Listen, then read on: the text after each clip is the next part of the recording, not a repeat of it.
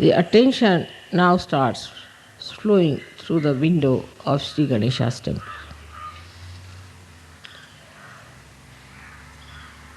But when you mature,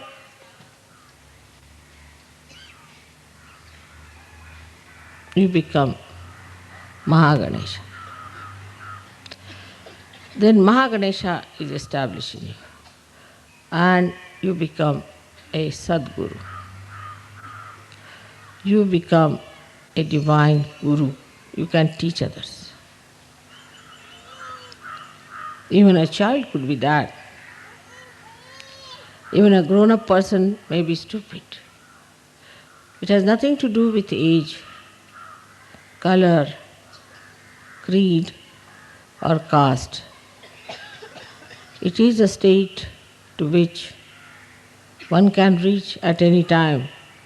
Like we can say here we had Jnaneshwara, who at a very young age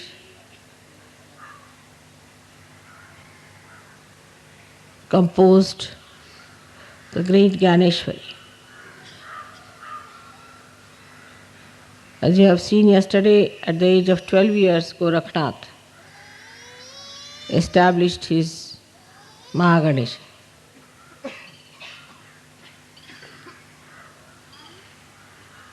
But if you do not try to ascend, then you will remain at the same stage even when you grow old. So maturity is the indication. Here, as we see in Ganpati Pule, Sri Ganesha is in its complete matured form.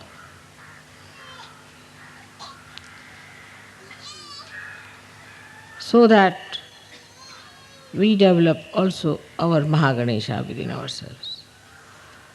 And our eyes become pure, powerful, and divine.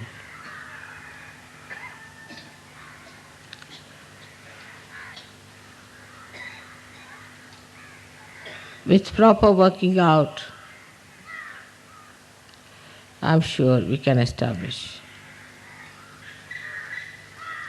that state within ourselves.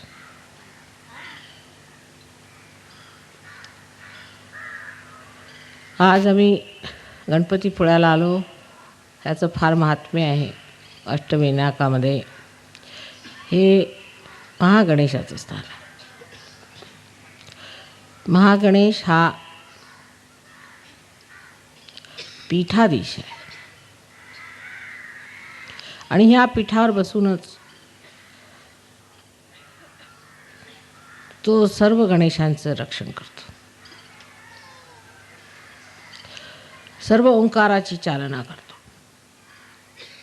कारण त्याला गुरुतत्व मिळालेलं आहे.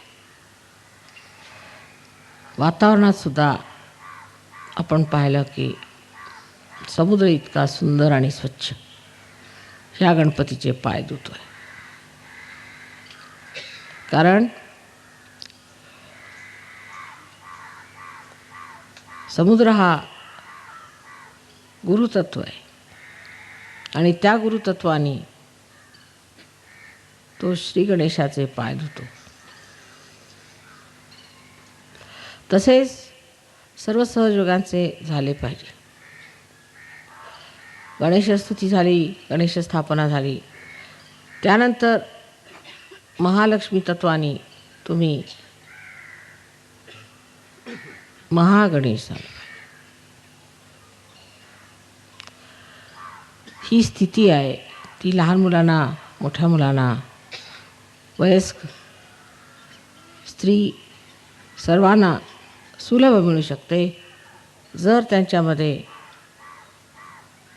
सरळ स्वभाव आला. ज्याला आपण सारल्य म्हणतो मराठी भाषेत, ज्याला बोधिता म्हणतात, इनोसेन्स ज्याला म्हणतात, ते जेव्हा आपल्यामध्ये पूर्णपणे बाणून जातं तेव्हा आपल्याला गुरुपद येऊ शकतं.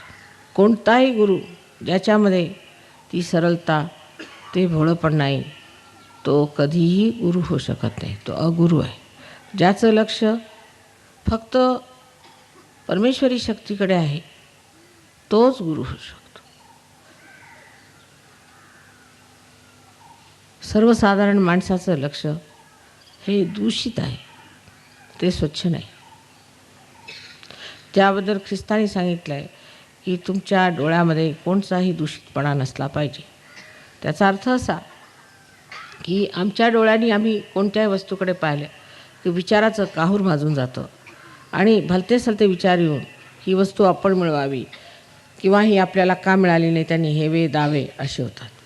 कोणत्याही वस्तूकडे बघून जर विचार आला तर तुम्ही आज्ञाचक्रावर अजून मात केलेली नाही. कोणत्याही वस्तूकडे बघून निर्विचारिता आली पाहिजे. विशेष करून जेवढ्या परमेश्वरी संपत्तीत समृद्ध अशा देवी देवता आहेत त्यांच्याकडे पाहून तरी निर्विचारिता आली पाहिजे.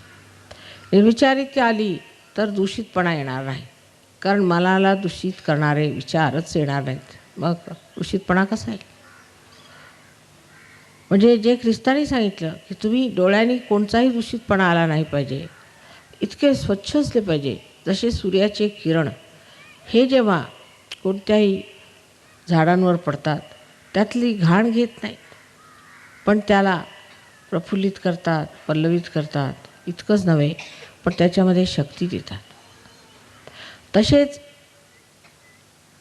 एका सहयोगाच्या डोळ्यामध्ये तेज असायला पाहिजे की जे या सर्व जगामध्ये अत्यंत शुद्ध वातावरण निर्माण करतील. शुद्ध वातावरणाची आज आपल्याला सगळीकडे गरज आहे.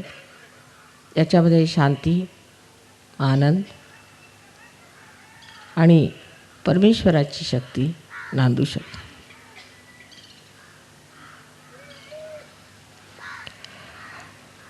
नुसतं श्री गणेशाला भजून होत नाही, आपल्यामध्ये श्री गणेश जागृत झाला पाहिजे. त्याचा महागणेश झाला पाहिजे. महागणेश झाल्यानंतरच आपल्या देशाचं व आपल्या देशाच्या कारणाने इतर देशांचे भले होणार आहे. आपणच दुसऱ्यांचे पुढारीपण करणार आहोत अशी दशा आहे. पण जर आपण हातामध्ये ही जबाबदारी घेतली नाही तर ह्या संबंध विश्वाचं काय होईल ते मला सांगता येत नाही. तरी सर्वांना विनंती आहे की आपल्या डोळ्यातला दूषितपणा काढून टाकला पाहिजे. त्यासाठी आपल्याकडे सहयोगामध्ये मंत्र निर्विचारचा आहे. विचारच येऊ द्यायचा नाही. कोणत्या गोष्टीकडे बघून जर विचार आला तर नेती नेती वचन आहे, काय हे नाही हे नाही हे नाही म्हणत जायचं, किंवा क्षमा केली असं म्हणत गेलं की तो विचार नष्ट होतो आणि निर्विचारिता एकदा आली म्हणजे दूषितपणा येण्याचा मार्गच खुंटतो. सर्वांनी पूर्णपणे प्रयत्न करावा की डोळे दूषित नसावे. ह्या डोळ्यांनी जर दूषितपणा येत असेल तर ते डोळे नको असं श्री संत तुकारामांनी म्हटलेलं आहे. त्यापेक्षा आंधळाचं बरावे. तेव्हा एक परेचं असं म्हटलं पाहिजे की ह्या दूषित गोष्टींच्याकडचं आंधळेपणच बरं आणि परमेश्वराकडचं डोळस पण.